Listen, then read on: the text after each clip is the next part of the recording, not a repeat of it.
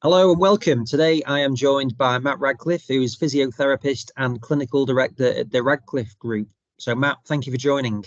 No, thanks for having us, Andy. Appreciate it. No problem. I've got full layers of clothes on. It's absolutely freezing up here today, and I've been out this morning, so I'm home now, and it's you look a lot more sort of a bit comfortable. I'm faking it in here. We're pretending the heating's on. So with the current energy bills, I'm just trying to keep the heating down a little bit. Yeah, very wise, very wise. So where are you at the moment then? We're at the Forge down in Crew Hall Farm. So which we ventured into this we stumbled into it about 3 years ago. It's actually going to be 3 years this August. Myself and my brother we set a clinic up in '99. Working out of Simply Gym, or as it was at the time, Fitness First. And we'd been working there for a while. I went off to Southampton doing my bits with football. He carried on the clinic. And then our sort of paths kept intertwining. And when I left Southampton to go to Man United, I came back and did some bits with him. And COVID hit, and Mark was they wouldn't let him use the gym. But as physios, we were allowed to continue to work under strict COVID rules. But obviously the gym wasn't allowed to open. So he had a lot of patients that needed help, either post-operatively or with chronic issues that needed sorting. I had one or two players I needed to keep happy and keep seeing, which had operations in COVID times. So our hand was forced a little bit, and one of our clients, or one of Mark's clients, had suggested we use his building. And then we both looked at each other and said, well, if we don't do it now, we're fools. So we jumped in with both feet and decided, right, let's make Forge the home. Because the previous tenants here were actually a disinfecting company. And you can imagine through COVID, they did quite well and outgrew these premises, and we grew into them. And we then took on the lease, and the rest is history, really. So that's where we've ended up here and trying to build a brand and a business around our ethos and philosophy, and the location and the look of the building, the feel of the building just sort of fits quite nicely for what we want to do. So yeah, well, all of your marketing and your website looks really quality, and it's like you can just sort of see it's a top end brand. So well done with that. It does look really good. Yeah, that's how we started. So when we came into the building, we got some basic philosophies, which were RIP, if you like, as a physio. We don't just treat and remove people's pain.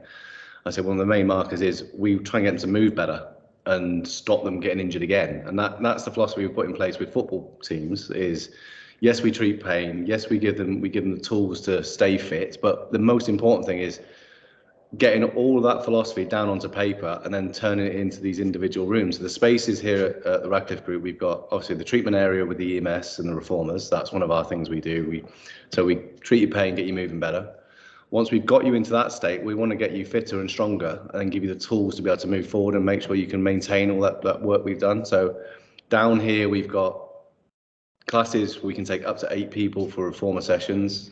We've got the Watt Bike studio. So every brand we've put in, we've gone for the best brand. So Merrithew, considered one of the Rolls Royces of reformers. We've gone for Watt Bike rather than just a normal spin bike, which is considered to be, Watt Bike's considered to be one of the best bikes on the market for static bikes.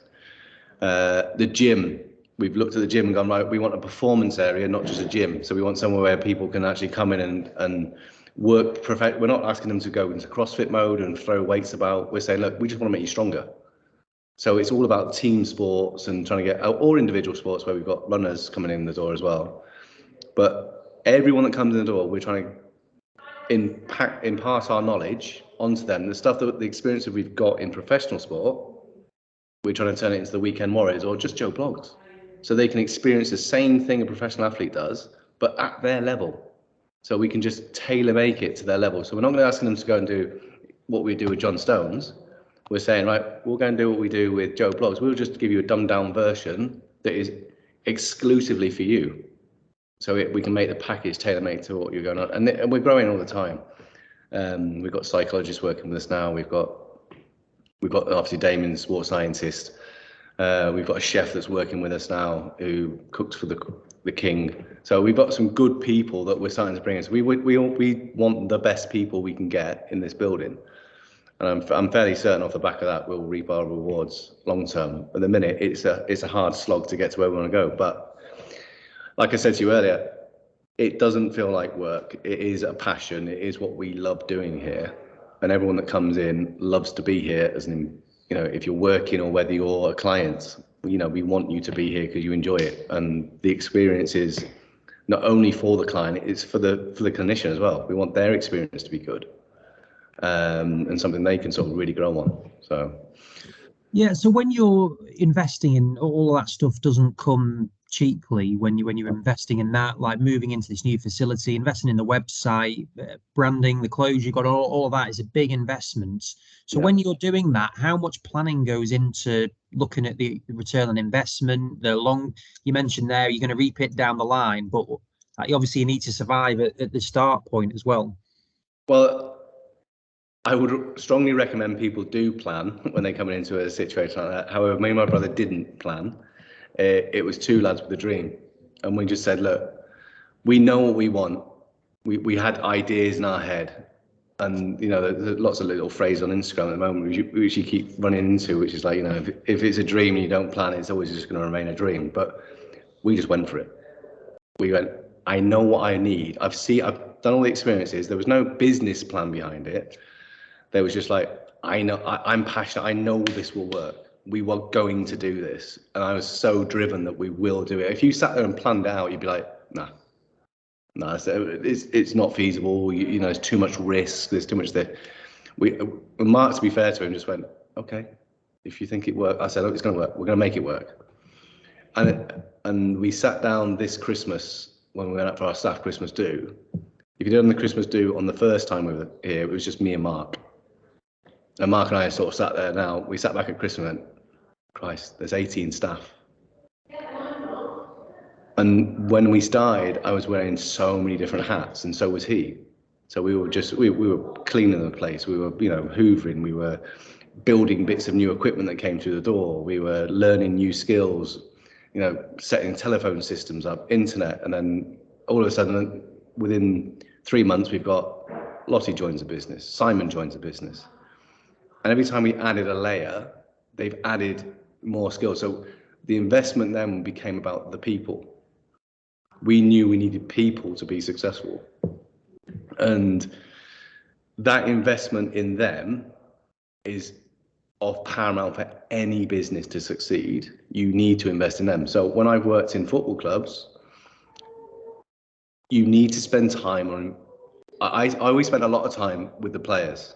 So I'd invest my time with them to grow them, whether it's Luke Shaw or whether it's Ricky Lambert, Ricky at the end of his career or coming to the end of his career or mid-career, or Luke Shaw at the start of his career. I invested time in them to make sure they had the best body they could have to perform their skills. And so did a lot of other people. It wasn't just me. Loads of other people did it. And there was people at the top of us managing us to make sure that we worked as a team to get those people out on the pitch. I've now learned that it can't all be about the patient. As a business owner, I now need to invest in the mini versions of me. I need to impart my knowledge and experience on them. Otherwise, it's always going to remain a business about me. And this whole group is going to rely on me treating people or Mark treating people.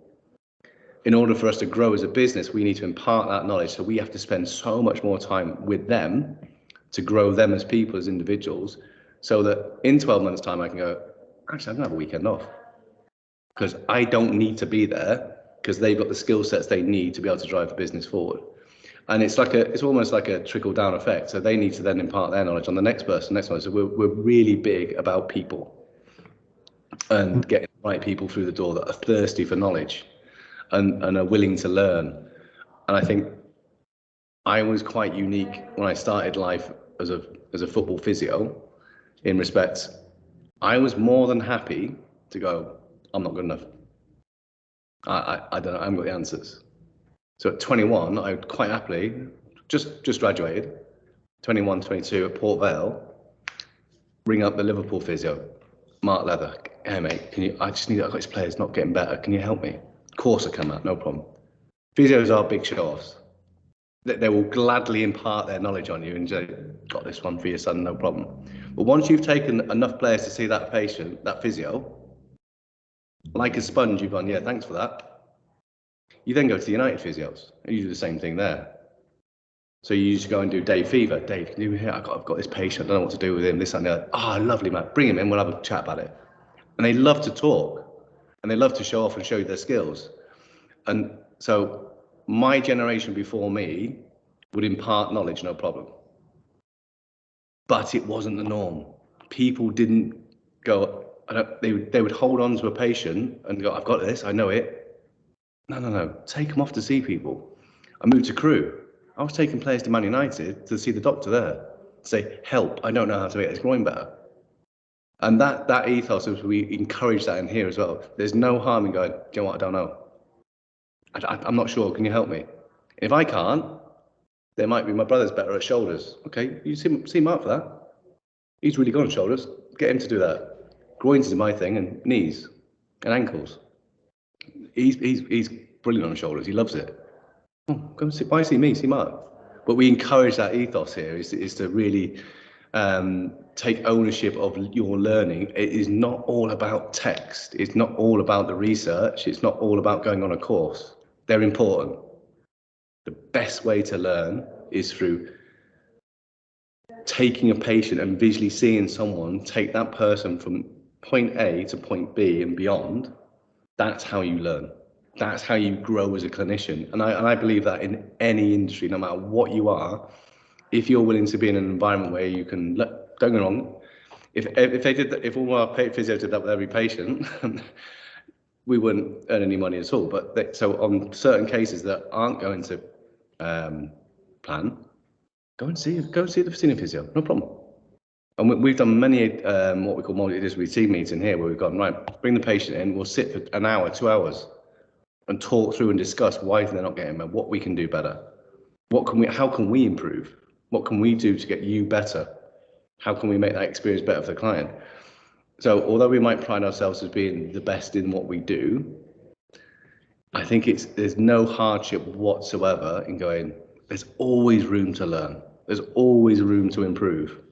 And the journey has to be about the patient, whether that's an elite or whether it's a Joe Blocks. It's about them, not me, not them, not the physios, not anyone else. And we've got to make it about them. And I think that's the biggest thing for me, is being able to take our philosophy and pass it on. In order for us to grow as a business, we need to teach. We have to mentor. We have to take people and take our experience and keep on teaching them.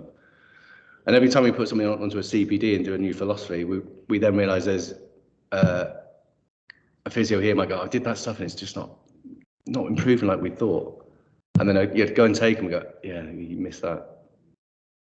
And it's not easy because it's all stuck in here. And that's why people end up stuck in their little physio business on their own, working on their own, because they're unable to teach, unable to feel comfortable to mentor others to bring them to fruition.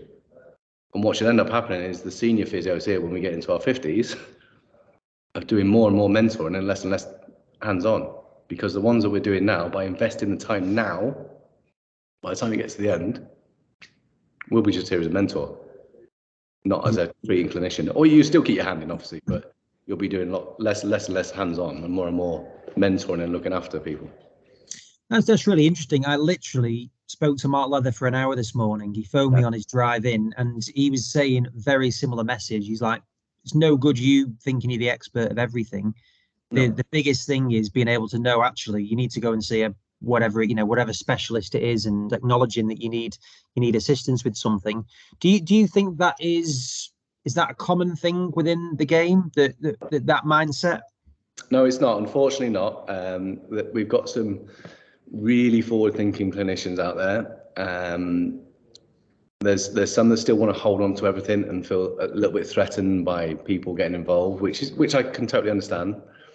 But I think my biggest take-home message is that I've done football for a very long time. So 16 years old, left home, tried to play football, didn't work out, but made the most of this apprenticeship, got all the qualifications I needed, stayed in football. I've done Carlisle away. I've done Plymouth away. I'm in my 40s now. I don't want to be doing Carlisle and Plymouth away. I don't want to go to Newcastle away.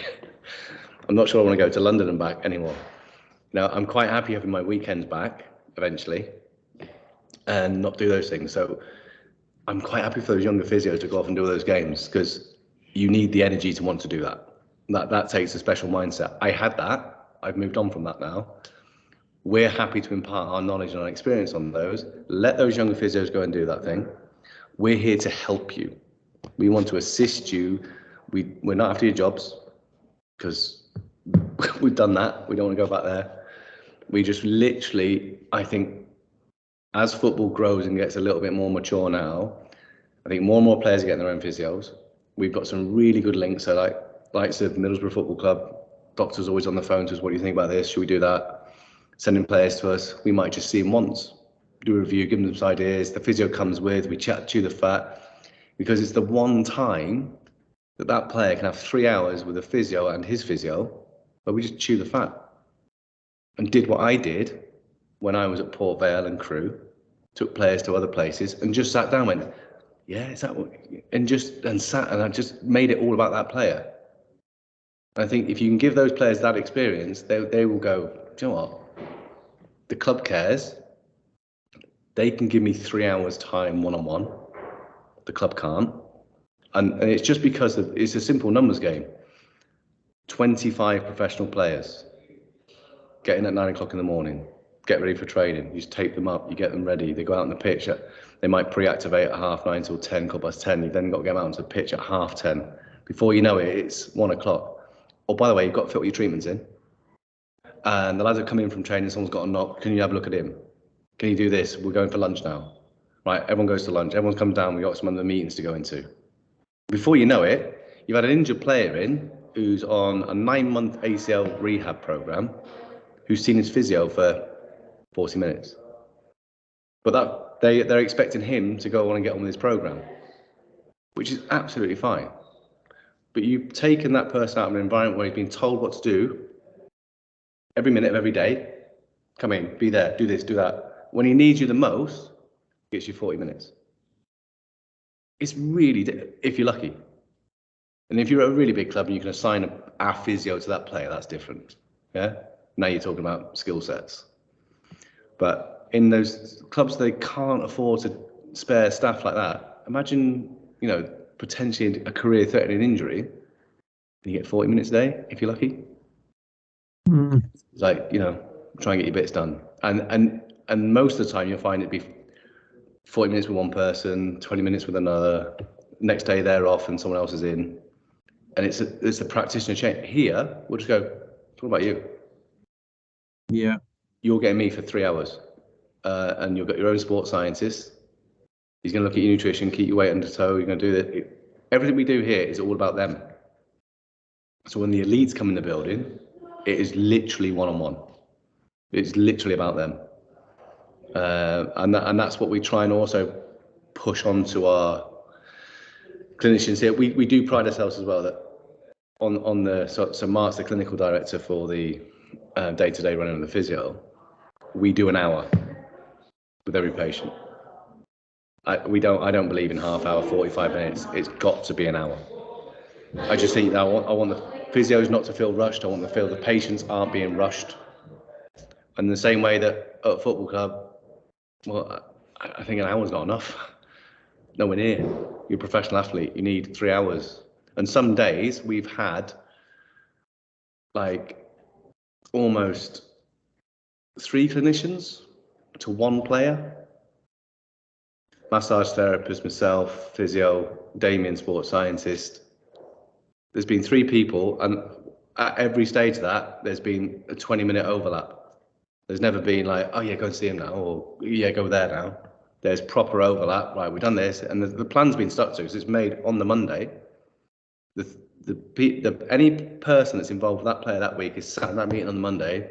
We discuss exactly what we're doing.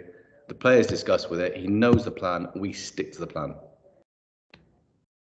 We talk about possible permutations in the plan. Well, if this happens, we'll do that. If that happens, we do this. If we get to those numbers on the GPS, we'll do that. So, but all those permutations are laid out on the Monday morning, with the overall goal for 12 weeks from now or whatever is laid out and done. So yeah, Sounds amazing. Does sound really, really good. And so, at what point did you start visualizing? Or I know you said you didn't plan it exactly, but you knew what you wanted it to be. When did you start thinking this is what I want to do? I ended up with a job at Southampton Football Club, and fortunately for me, I ended up with a really good chairman, like one of the best. So, well, two chairmen. First chairman I ever, Terry Robinson. He was my best because he was my first. And he made, when I signed my contract at Bury, he made sure that education was in there, which was not heard of, not at the level we suggested. So between Terry and my mum, to be fair, Dad was keen I signed for the football stuff, but Mum was like, what about education? So Terry was a big factor on that. But the other guy was, the reason we ended up where we are now is Nicholas Cortese. Now, Nicola was instrumental, in my opinion, on where I'm at today, because he walked in, he said, this is a business. All of you got to stop thinking of this as a football club and we're a team and the hierarchy is this and the manager runs a roost and blah, blah, blah. He said, the only person that's in charge in this business, he said, is me, as in Nicola. He said, I'm in charge, right? Matt, you're head of your department, the manager's head of his department, recruitment's head of his department, and you literally knew, right, I'm a head of department. You went into meetings not thinking I've got to keep the manager happy. You went into meetings going, I better make sure Nicola's happy because I'm out of a job. So Nicola go, I need you to make sure X, Y, Z's done. And you were like, right, okay. And seeing it from that way, when I've been used to the manager is God and the manager tells us, so if you don't keep him, you're out, you're done. It was like, no, you keep me happy. I want that structure. You will, he wasn't saying pick the team, but he was saying to us, if you say he doesn't play and he plays him, I'll sack him. But I want to see the report on Friday. You tell me who's fit. If he plays someone's not fit, I'm coming for him. And we all sat in a meeting, we knew. So if I said to the manager, look, I've got to tell him he's not ready. So if he finds out otherwise, then it's like, okay, fine, you can't play him, all right. But that also lent itself quite nicely to doing the training load. So there's a guy called Nick Harvey down there as well, who's very good. We used to look at the training loads and decide how it would look and who could train, who couldn't train on what days, or we added more or took more away. And we ended up with like a system where I think training availability was 85% and game availability was something like 92%, which was unheard of in League One, the champ. And that came from structure and having a plan. And that's the first time I was actually made to go, right, get that out of there, put it down. And we started off with all the pre-activation and all the monitoring and all the proper data collection. But data collection was actually changed and governed what we did in training and helped towards that. We weren't just collecting data for data's sake. It was actually being churned into something useful. And I think Nicola has got to take a little bow on that one, because he was the one that I just went, do you know what? He's absolutely right. I've never seen it done since. I've not seen any football club be run as well as Southampton was under his stewardship. That's why they rose 2 leagues, 3 leagues in the short period they did.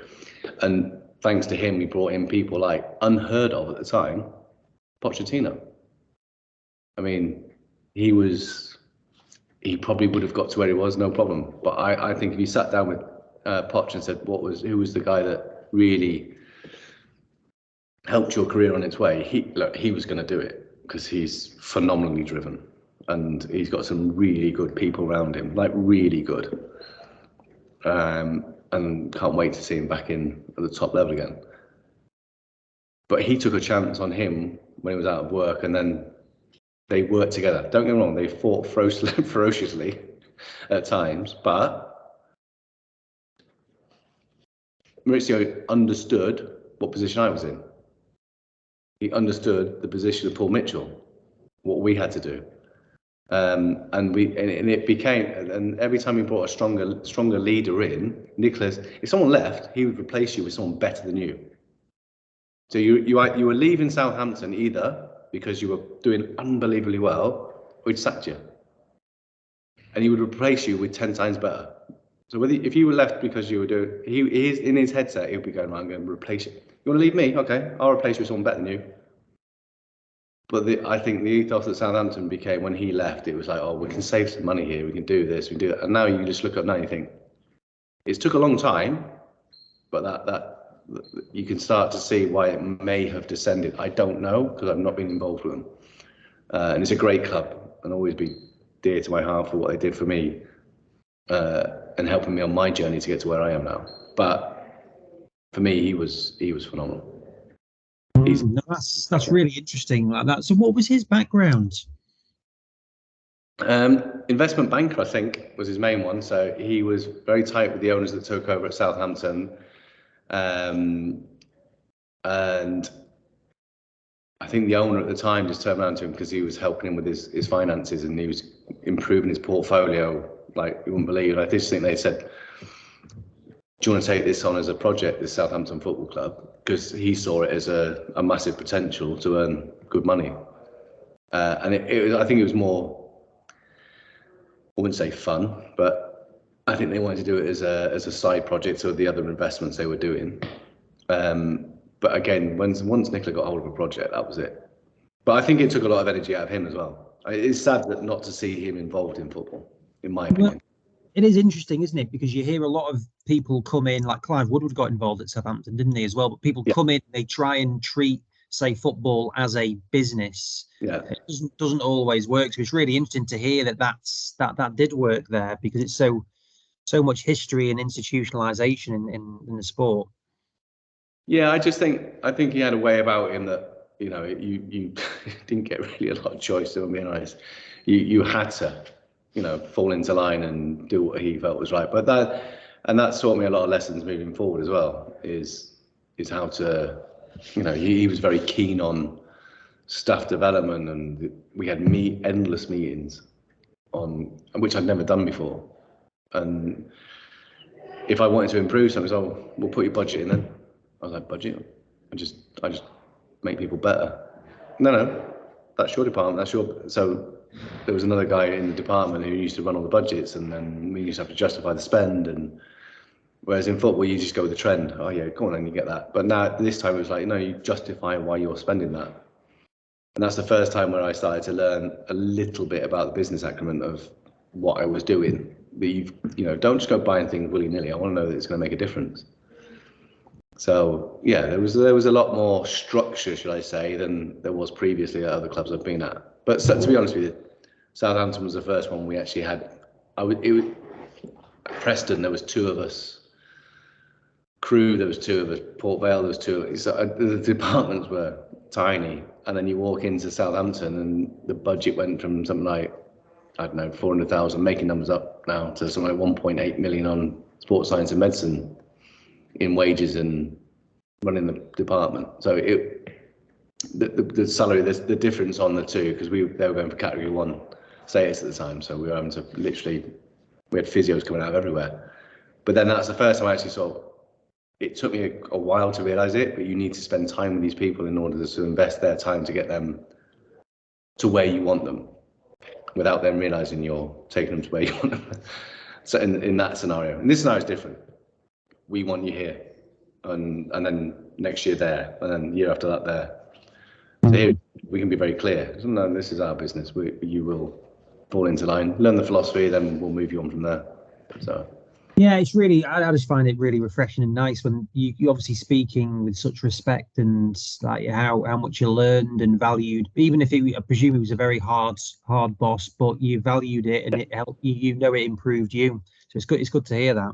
Yeah, I still speak to him periodically, and if he was in this country, I would definitely lean on him for more advice on how to run this place better. Because I'm sure, when we talk about, I mean, the staff laugh at me, because perfection is something that I sort of strive towards all the time, which is, and I think I've got a room the way I want it, and then I'm still striving to change it and make it better. But with everything, with him, perfection was like, it had to be the best. I can remember him coming into an office and just ripping stuff. He would wipe the floor with people because perfection wasn't there. I mean, if you didn't get close to it, you wouldn't last him. You wouldn't last. Yeah, no, that's really interesting. So going back to how you did get into it, you mentioned it briefly before that you played football, but what made you get into the medical world? Right, interesting one. So we had 4 brothers. We watched our dad work incredibly hard. I can remember him coming on one day after he'd had some treatment on, I don't know, his back or whatever, and there was little traditions in our house where, you know, Dad would come in and sit in his chair and have his cup of tea or pint of Boddingtons just to undo the day's electrician. And he sat down one day and went, I'm working my arse off there. And he said, just been to the physio. It might have been 25 quid at the time. I paid 25 quid. I've been in his front room, got some treatment, come home. It's a good trade, that, son. And that's the first thing that he went, he just said to me, he said, I went to his house and I spent half an hour with him, spent this money, and bloody hell, something in this. That's my first ever memory of physio. And then I was young then, probably 11 or 12. And then my second memory was I ended up with stress fractures. We didn't know at the time in my back, but through playing too much sport. And we had a physio come to the house and treat me for back and hamstring issues. And it was mum's friend because mum was a nurse. So the journey sort of started from there. And then when I went into professional football, I was like, all right, I'm going to play in the Prem. If I'm not going to be in the Prem as a player, then how else am I going to get there? So I just thought, I'll get in the Prem one day. And so my journey from there was, well, I'm going to do it for physio. So I did my sports science degree, I did my physio degree, all through the PFA. So the PFA gets a bit of a slacing at times, but for me, it was phenomenal. So by the time I left Bury, I'd had a diploma, a GMVQ diploma, a degree in sports science, and a degree in physio, all paid for by the PFA. So the PFA gets a battering. They provided me with all the books, they gave me computers, they did everything for me. They were phenomenal organisation, if you know how to tap into them. And as you can guess, I'm fairly persistent when it comes to wanting to get what I can out of things. So I was, right, what's next? Got my coaching badges out of them. I did everything I possibly could, free of charge. So I walked out of football and they said, oh yeah, but there's nothing for these kids after 21. Yeah, there is. Go knock on the door and go and get the education. There's plenty there. You know, take it, do it. So that's where the path first sort of started. Then I spent a lot of time in the treatment room, and that was like, well, I actually quite enjoy it here, and I quite like the work ethic, and I like doing all the planning. And then the chairman gave me the job when we went for the first ever, not the EPPP, but it was the first ever academy where they said you've got to have a coach and you've got to have a physio. And I'd done my diploma in treatment and management of sports injuries at Lilleshall, which that's all you needed at the time. So I'd become the physio for the kids, and that I think their grant was something like 150 grand a year, which covered wages for me, wages for the coaches, wages for a couple of the players coming through. And that was the original grant. And then the Premier League kicked on, and that's when it really went on to another hemisphere. So yeah, that was my first one. And it was the first one. And we had my first manager was Mike Walsh. And then I had Stan Tennant after that. And that was a baptism of fire. So he was a strong character. So where was the first club was where? Bury. Yeah, the mighty Shakers before they disappeared. So yeah, that was good. So what was it like? So you'd played there as well, and then you ended up doing the physio work there. Yeah, so I spent about 5 years playing, but towards the latter years I was doing more of helping the kids out and doing stuff for them. But when I went in playing as a scholar, I still did the coaching in the evenings. So even at that age, because I was in digs, and at 16, 17, I wasn't much for going out at the time. So I was going to help out in the academy and go and do bits. So I was always quite a busy individual as a scholar. And there was a few extra quid for it as well. And it was, it looked good, so you did those bits. But really looking back, I got a lot of very good experiences, which still transcend into what I do in rehab. I had the confidence to take under 8s, under 9s at 17, and then moving on. I was used to taking groups of players and working with individuals as well. So it lends itself quite nicely to, and you just got to look at the people that come in here now, the clinicians we're getting, the ones that have worked in team sports or worked with groups of people tend to be slightly more outgoing and slightly more at ease with taking group sessions. We have some that are a little bit more introvert, which are great because they work with the single sports people, so our long distance runners or our track athletes. So everyone has a skill set, and it's just trying to. And for me personally, it was a great journey into my second life as a physio. Yeah. So what was that manager like then? Because I've heard a few stories. I was listening to Simon Jordan's podcast, and he mentioned him. Stan, Stan taught me discipline. So every manager taught us something. So Mike Walsh was probably what not to do, but he enjoyed life. So Mike was good, but Stan definitely taught me discipline. He was like, him and Sam Ellis would always go like, Matt, he's injured. There's always something they can do. That was their thing. I was like, and we say that now. But we don't, when we're injured coming here, we don't go, oh, you can't do this, you can't do that. We always go, look, let's look at what you can do. So I've dumbed it down a bit from those days, but they were adamant. There's always something they can do. Don't let them sit around and do nothing. Got to keep them moving. Got to keep them fit. I was like, you know what? They're right. There's always something we can. So every manager taught us something. You know, and even when Brian Horton, we went down to Port Vale. So Brian was ex-Man City manager, Brighton player and manager. So Nobby, as he fondly referred to as, he would say, you know, little bits like, we went into administration, and the two things you needed to run a club when you went to administration was you needed a coach with the relevant coaching badges, so Brian, and you had to have a physio. And that was all that was left at Port Vale, just me and him running the team. I was 23. So Brian would be trying to recruit players or speak to the FA about what's going on. He was trying to run the club with whoever was left. You go, Matt, just go and start warming the lads up. So we've got 30-year-olds in the team. There's some wet behind the ears 23-year-old walking down to warm the lads up. I'm their physio, right? Now, that experience alone, he went, you can handle it, son. And in his saying was, they'll forget about it in 2 weeks' time. If you sessions, shit, don't worry. It'll be gone by next week. It's chip paper news. Don't worry about it. And I'll be like, you sure, boss? He went, Matt, go and take the session. And more often than not, if he stood at the top of the hill on the phone trying to do a deal with someone, trying to get somebody out the door because we needed the money to keep the club alive, he'd be like, 5 minutes. I'd be down there for an hour and a half on my own, just making it up as I went along. But that gave me great experience, you know, having to deal with that. And then Dario was a couple of words of wisdom for him where, so Dario's was, with kids, he'd go like, look, son, when it comes to the kid stuff, he said, you always look at the kid that comes second.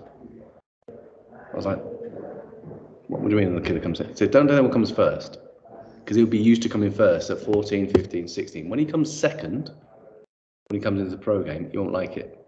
There's not many that like that. The one that's been second all the way through his career, he'll still be second.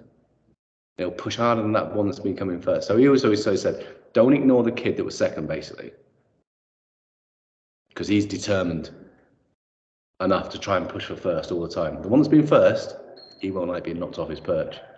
I was like, all right.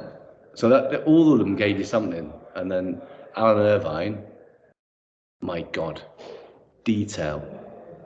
So he'd gone to Preston, the levels of detail. He'd come from the Premiership, from Everton, with Moyes. My God, the detail that man went into.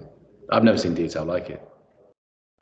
It was just like videos, hours and hours of watching videos and going into, and I was just like, oh my God. I've always been a bit of a workaholic, but he blew me away. I'd get into work at wanting to miss the traffic, so I'd get there for about 7:20. Some days he'd be there before me. I'd be like, he'd be in his office going through stuff on videos. You know, I'd be like, wow. I'd leave at 6, 7 o'clock at night.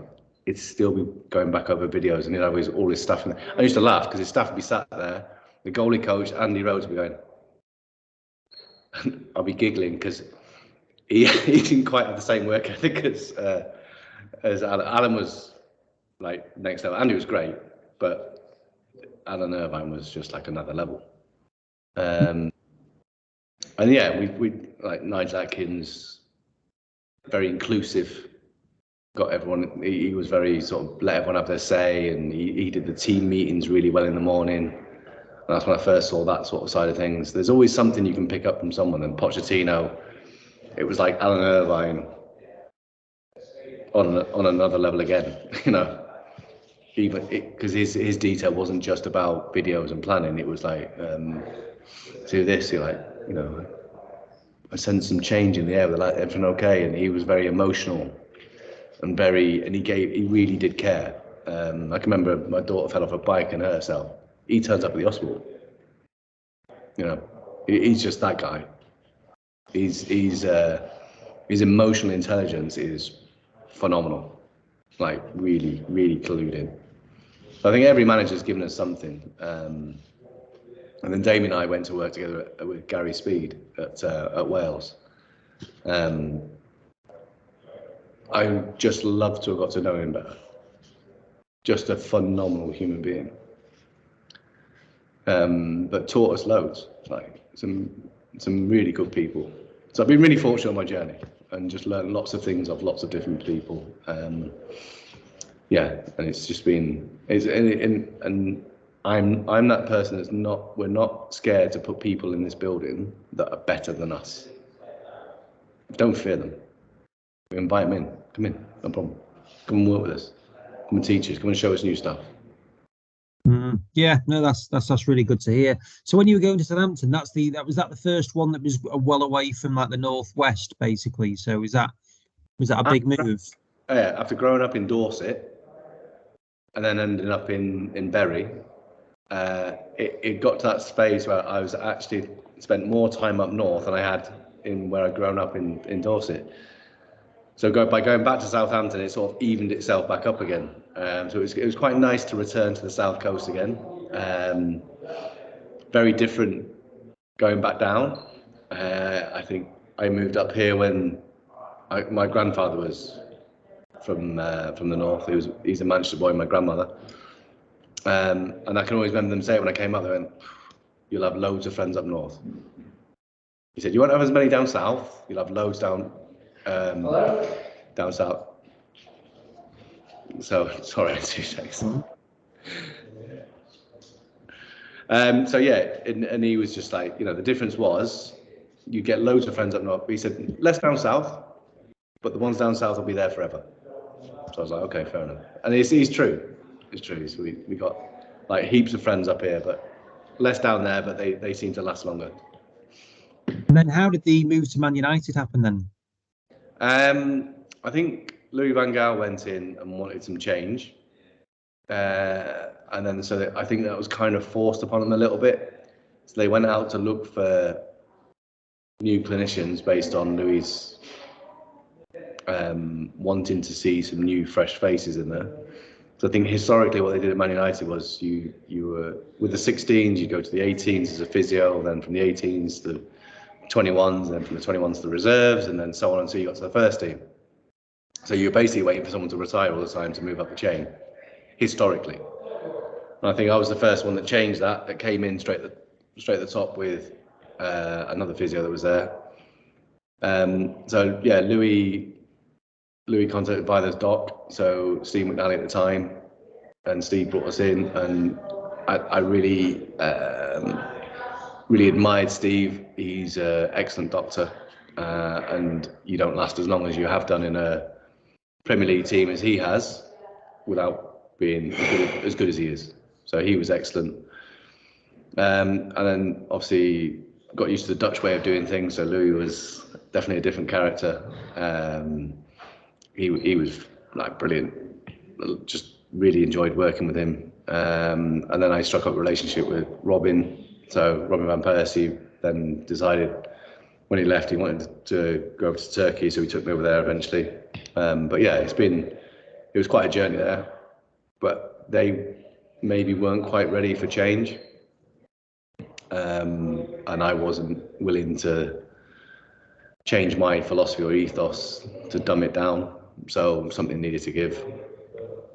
So we parted company, and I took the easy option went out to India for a short period, did some work over in India, so travelled, and then came back and did Turkey for a little while before heading back home to start up the consultancy work. Yeah. And so at what point did you start to think, actually, I've had enough of football? You mentioned that at the start, that you were kind of sick of weekends and you were happy to not do the trips to Newcastle or etc. I just think, I don't think it's going into the unknown. You get a little bit institutionalized. You go, well, I've always done this, and then if I don't do it, then what if I don't like the other stuff? And I think I'm a lot more happy with change now. I can cope with, like, we can do something different, and I'm more confident in what I can achieve as an individual. And I think I came back from Turkey and just thought, if I don't start trying to put my family first, then they're just not going to be there anymore, and they're going to grow up, and then everyone's going to be fed up with me. So it was a little bit of that, but also the fear of wanting to change. But once you get past that fear and realise it's actually okay, and things start perpetuating, the snowball starts to roll, it starts to pick up a little bit of momentum. And then I think we started picking up a few contracts with different people, doing little bits here and there, and then it just snowballed into what it is now. So, and then we now get agents ringing us saying, can you have a look at our player, please? Or clubs ringing up saying, can you have a look at our player? Which you don't think will happen. It's just, but it does. It just, if you're any good, it will. And we've started to see more people come to us, whereas before I was going to them. Even like spending time out in Anderlecht with Damien and Vinny company, going over there to do stuff for a couple of days, and then heading out to Seattle Sounders and different clubs, and traveling around and looking at different places to work. It gives you a little bit more freedom to do stuff. And I've done some work outside of football as well. I started to venture into tennis to look at some hip and groin stuff with Andy Murray, and so there's stuff we've done outside of football as well. So it just gives you a little bit more freedom to do what we're doing. And it is okay to take a day off now and then. My wife will disagree with you, but I am trying to get better at that, because it becomes quite demanding on everyone. And then when you're recruiting people, you said you haven't got a fear about taking people better clinically, say, than you would. Are there any other non-clinical skills that you think are key to add to the team, or just in general? I think the older we're getting, the more we're sort of looking at that recruitment side. It's up to us to find the skill sets for those individuals. So we've got people we know are good, but we might have put them in the wrong job role, or we might have done. So we've got to always look at yourself first, of what can we do to maximize that person's potential. Now, if they don't have it, they don't have it. But somewhere in there is someone that's going to get excited about something. Now, if they've got any type of work ethic, it's up to us as bosses to find it and nurture it and bring it through. And I think just because if one's really loud and really confident, and there's someone that's really quiet in the corner of a room, you've just got to make sure you just nurture the two, dumb down one and bring one up. And it's trying to get the two to marry well. So I don't think there's no magic formula. And I do believe it's up to the bosses to find what you can do to either bring that person out or manage that person in the respective way to maximize their potential. And whether you're dealing with an elite player to get them faster, quicker, stronger, or whether you're dealing with a member of staff to improve their skills or give them better experiences.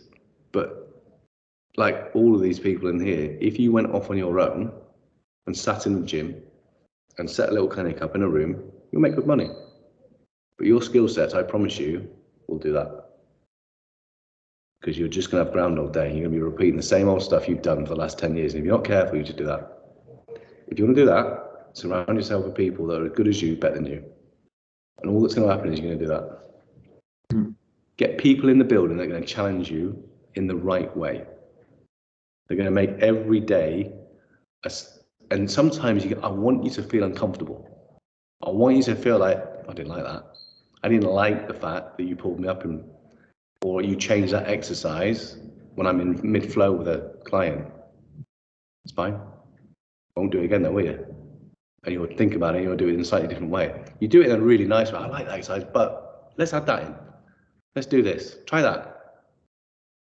So you do it in a way where it doesn't look like you're killing the staff member, but be uncomfortable. Feel comfortable being uncomfortable. There's no problem with that. The minute your environment's comfortable, you'll stop learning. The minute your environment is like, yeah, this is great here and this is lovely. No. You want it to be as uncomfortable as it can be so that you can carry on learning, but enjoyable. You don't want to be so uncomfortable, it's like, oh, this is crap. But you want to get enough of a challenge in your environment. And environment is everything in life. It's everything. You are a product of your environment. And if it's comfortable and it's lazy and it's this,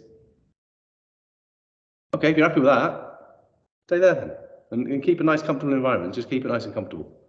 But if you want to get better and you want to improve, your environment needs to challenge you. At the start, it challenged me loads, but I didn't care. Because my mind was, I'm 22 years old, I'm dealing with Mike Walsh at Port Vale Football Club. He's the same age as me. When I'm 30 and coming into my prime, he'd be retired. He still speaks to me now. We still get on really well. And you go, remember when you took me there and we did this and he did the other? I'm like, yeah, it's great, wasn't it? He said, you're the best physio I've ever had. I'm like, I didn't, I took you to other physios. Yeah, no, but no one else did that. He thinks I'm the best physio I've ever had, but there was better people I took him to. Like, okay, fine. Yeah, but no one else did that, man. Okay. So I was quite comfortable with feeling uncomfortable in front of other people. People that are better than me. Yeah. And do you think do you read any professional or personal development books that have helped add to this philosophy that you've got? It's all of my stuff is based on my experiences through life. As in, I'm lucky in respect that the way I learn is through, I'm a visual learner. So visually, I have to look. If you sit me in a lecture room, I'll go, yeah, I've got it. Yeah, you've said that. I do not learn well through reading. I'll go there, I'll sit there, it turns me off, I get bored of it. I kind of, yeah, that's interesting. If someone starts doing something different, I'm on it. I'm like, what are you doing there? Why's that? Okay. You know, I'm not, when they were doing the practical stuff at physio, when we were doing it at Salford, I was that pain in the ass. Why? I don't get it. And say that again. I need that interaction to learn. So it's all individual. Some people might learn off books. I don't. I get very little from that, other than going, it just becomes a bit. So I'm a visual learner. I have to see people. I have to be around people there. And I get a little bit like a drug. I get hooked on people that get really excited about stuff. So when I see someone going, oh, right, and I'm like, oh, go on then. Let's go. Why are you so passionate about that? You know, but I've had some great people, you know. Like Suzanne Stott is another one. She used to get so excited about doing the reformer. I couldn't wait to do stuff with her. So we had her in at Southampton. I was like, is she in today? I could sit and watch her do stuff for hours. I would take a player, do bits and pieces, and I'd be like, Players will be out on the pitch, and I say, Suzanne, can we do some stuff at 3? Yeah, so I just sit and watch. Go on, you take it. Well, what do you think of this? I go, no, look, do it. I just want to watch. And I just sit and watch her do her stuff, and at the end of it, we'd be sat there for hours talking about what we've done and how we can change it. And then we got to the stage where players would be like, guys, it's like 7 o'clock. Can I go home? Because we'd be doing 3-4 hours of work on one player just to get him to move slightly better. And it does. It gets infectious. That thirst for knowledge, and especially when someone's so passionate. But it's all about creating the right environment for me that's got passion. You've got the ability to learn, the ability to feel uncomfortable. Got to feel uncomfortable, yeah, in the right way. And then all you're going to do is you're learning how to do that. Challenging environment, passion, and the ability to feel really uncomfortable at times. Yeah, and then so what is the plan then with all of that concoction? What do you see the future for you, Radcliffe Group, and whatever else you've got on the agenda? People. We're going to keep on investing in people, and we want to impart our knowledge onto more and more people, and then we can see the growth of our philosophy and the growth of our ideas, and see if we can just send it on to another level. And the more people want to get involved on that, the better it can be. So I just see whether we're going in to educate football clubs, or whether we could become partners with football clubs, or whether we end up with more clinics. The main one is we're using this place as our sort of like as our hub to train the next generation up. We're going to be taking on our first ever apprenticeship. It's an unofficial apprenticeship, so we got one of our girls came in. She's a GB. Lois is a GB gymnast. She's onto the physio course at Salford, and hopefully she'll be taking us up on the offer of us paying for her degree. So it'd be like a modern apprenticeship, if you like, and we'll train her up, and that excites me. That excites the fact that we could really affect the next generation of physio. No, it sounds exciting. Sounds really good. No, well, I'm looking forward to coming and seeing your place. So when I'm down in Crewe, which may be quite soon actually, so I'll let you know about that. But I've really enjoyed hearing about your philosophies, your history, and everything. So thank you for sharing your time on it. No problem at all, Andy. Thanks for your time. Brilliant. Cheers, Matt. Have a good one. And you take care.